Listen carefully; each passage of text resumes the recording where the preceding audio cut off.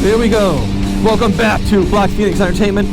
Let's talk about some Can Am stuff. Things are getting interesting this year. The Can Am Canyon is now hitting showrooms, hitting dealerships, all that stuff. People are talking about it. And in doing so, people are also talking about the rest of the lineup. And there's a whole bunch of stuff in the road, which is why I'm like weaving everywhere. So, which is interesting. So I started doing some research and looking like, all right, how did Can Am do in 2024? You know, sales numbers, stuff like that. It's really hard to find. Like, because BRP is such a huge company, BRP total with like all the other like brands and stuff that they have underneath it is like a multi-billion-dollar company. So shifting through the financials and all that stuff, you got to kind of like dig down like, all right, where's Can Am? All right, well, now with the Can Am, you've got different offshoots of that. You've got their off-road, marine, on-road stuff. So really trying to shift through that information and finding solid numbers and things like that, it's really hard. So I did find like some basic stuff, and basically a lot of stuff was down in 2024 for Can Am, like total bottom line. Q2 was bad and Q4 was bad for Can Am on-road. And again, I can't find any more details of that. All I can find is like percentages and stuff and just like general numbers that, unless you're a mathematician, like really probably doesn't mean anything. But I was just like curious because the word of mouth and things online and forums, stuff like that, is just like people are frustrated. Like I've been frustrated. We've been saying stuff for years of things that we want, like changes and things that we want out of the lineup and stuff like that, and you just get outright ignored. And then boom, here comes the Can Am Canyon out of nowhere that absolutely nobody asked for. So, and again, the Canyon's a whole nother topic. And I know people kind of harp on me because I'm really harsh on the Canyon. It's a combination of things. Number one, the Canyon makes zero sense anyways of what they're marketing it for as a three-wheel vehicle.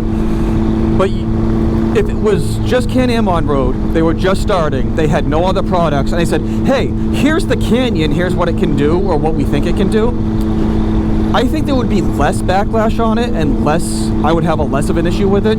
But the fact that you already have Rykers, you already have Spyders, you already have things in your lineup that you're offering for less money, and then you come out with a Canyon saying, hey, you can do this, I'm like, no, but you've got other things that can do that. That's the main argument. It's like, why spend the money and the R&D on this product at the end of the day that still does what your other offerings can offer, and spending the money? And this is the biggest part that I've been trying to let people know. You're ignoring your customer base asking you to make changes to stale products. So imagine that. You're ignoring a lot of the customer base asking you, being like, hey, we want this update, we want this refresh. And you're like, no, we're not going to do that. Oh, by the way, spend 40 grand and here's a new product. Like, that's why people are frustrated. I would really like to find the actual unit sales numbers, like how many units moved.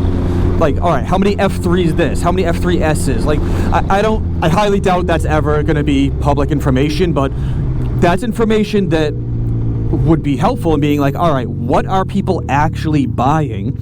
You know, what are they asking for? What are they buying new in comparison to used? Because that's a whole nother discussion. And, you know, things like that. Like, I've heard from word of mouth and some of the larger forums and stuff that Ryker sales are down, like down hard, like for 2024 and going into 2025, like the last few years. Absolutely no surprise. It's had issues since day one. They've refused to fix some of the issues from day one, and they have done some recalls, and I appreciate that they're actually doing, but there's other things that can be done. Like, there's still that VSS issue that it's a crapshoot whether or not that'll actually happen to your bike or not, and some dealers can fix it, some dealers can't. But there have been day one issues, and there's been zero changes. Zero. Like, oh, we offer you different colored panels every year. It's like, that's not a change. Like, we would like better brakes, possibly, like on like maybe the sport models or the higher end models. Like, more power. We have been clamoring for more power. The entire community for Spyders, F3s, RTs, Rykers. It's like, give us some power in these machines. It's ridiculous.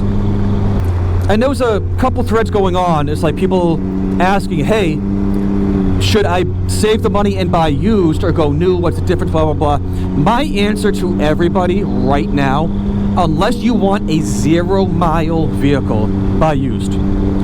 It makes no sense to buy a new Can Am on-road product right now. Like, especially a Ryker. Like, unless you want a 0-mile Ryker, go out, find a well-maintained Ryker, and save your money. Because there's no changes. There's no point. Like, if something happened to this Ryker for whatever reason, I'd go find an old Ryker. I'd go find a 2019, 2020, whatever, and I'd be like, all right, I know what they are. I know there's no changes, and then I'll get one and I'll make it mine again. Like, that's, I'll save quite a few $1,000s doing that. So that's what you run into when you become stale. People don't want to buy new. And when you want to be difficult as a company, and you want to kind of lash back at your customer base, well, guess what? They're going to voice with their wallets and be like, no, we're not buying that anymore. And the F3s are kind of like that right now. God, those are just as, if not more stale than the Rykers at this point. And I don't even know where I am. I got to bring on my map at some point. I may or may not have missed a turn, but I have been saying for the past couple of years, I think Can Am is getting ready to phase out the F3 lineup completely. And I'm seeing the steps that they're making, and you got the Canyon coming out. I'm like, all right, this is what they're going to do. Especially because the Canyon is pretty much an F3 with a different skin. You can argue with me, Sean Smoke, you can argue with me. It's the same thing. All right? Same thing. Like, I know I'm getting, like, worked up over it, but, like, I have to be like that to get my point across. You know what I mean? Like, okay, now I know where I am. So what I'm thinking Can Am's going to do is they're obviously, Can Am's the Canyon is the new shiny toy. It's going to sell for the first year, again, because it's the new shiny toy. Everyone's going to be like, oh, this is cool. Then the real world reviews are going to come in. People are going to be like, it doesn't do what it says to do, the money, all of that. Because right now, all you're getting is ambassadors and people who work for Can Am or Can Am techs.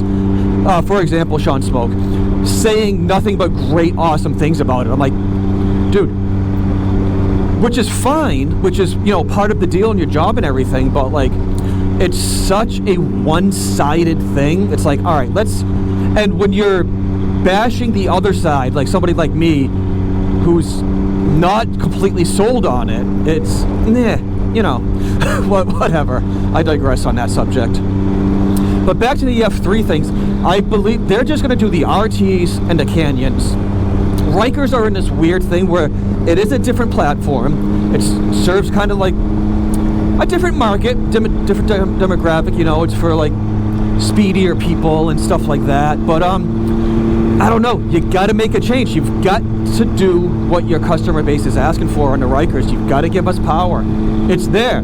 It drops right in. Again, I will argue with every single tech that those turbo R motors will drop right into this thing. And Black Ice is going to love this video because there's going to be a lot of MJ he's in this one. But yeah, it's frustrating. So yeah, and the other thing, in talks with the Canyon, I'm going to try to find a local dealer that'll let me demo one. I really, I do. I want to sit on one, I want to ride one, I want to do all of that. I want to see what this thing is like. Oh my God. Wow. Anyways, yeah, so I want to sit on one, I want to demo one, I want to see what one is like, and yeah, I will give an honest review of it. Alright, how it rides, all that stuff. I just need to get on one. Oh no. Oh, that's the road I need to take too. Hold on. I can get past this guy, go here. Take this hairpin turn. Whee! There you go, Ryker power. But yeah, what I would have liked to do in that hairpin, Can Am, is do a complete drift on that with the power, but you guys got it so locked down that you really can't. But yeah, if I get on a Canyon, I will give my honest 100% review of it, and that's that. That's, that's the best I can do. That's all, all anybody can ask for at that point. So, there we go. I'm not going to drag this on. I know I talk about it a lot. So, go down there, check out all the awesome stuff I have for you guys this year. I'm so excited. Really, go down in the description. I got a bunch of stuff that you guys can save money on and a bunch of cool stuff that are supporting my channel. The Epic water filters thing, that bottle, super awesome. Check that out. You guys can save some money on that. Stuff from BLRtuning, Ironside Customs. I got my Blackphoenix merch, and any money that I make off of this channel, I donate to Moby Kit Rescue to save the kittens. So, with all that being said, I thank you guys, and I appreciate all of you. Thank you for rocking with the flock. I'll see you guys on the next one.